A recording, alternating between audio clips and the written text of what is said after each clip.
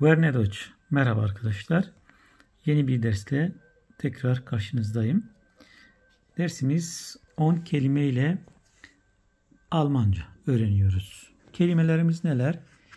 Die Stimmung, ortamdaki atmosfer demek.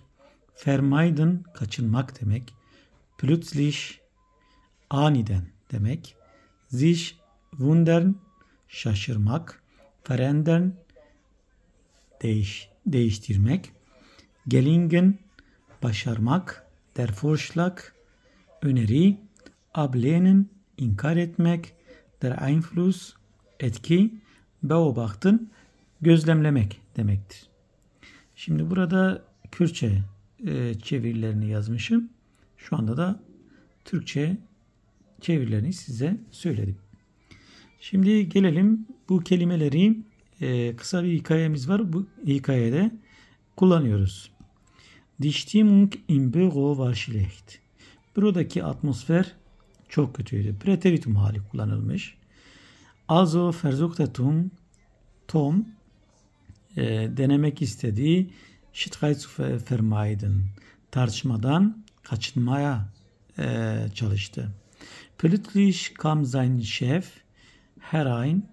Aniden şef içeri girdi und machte einen neuen Vorschlag ve bir öneri sundu. Tom war überrascht. Tom çok şaşkındı. Und konnte sich nicht erklären ve bunu açıklayamıyordu. Warum sich alles so schnell verändert? Neden her şey böyle bir anda değişmişti? Zuerst wollte er den Vorschlag ablehnen. Önce bu öneriyi kabullenemedi. Aber yani kabul etmek istemedi. Ama sonra dachte er nach. Sonra tekrar düşündü. Er bemerkte, o fark etti ki er mit etwas Geduld und mit Mut das Projekt wirklich gelingen konnte. Eğer diyor sonra fark etti ki sabır ve cesaretle proje başarılı olabilirdi. Gelingen konnte, başarılı olabilirdi. Später, sonra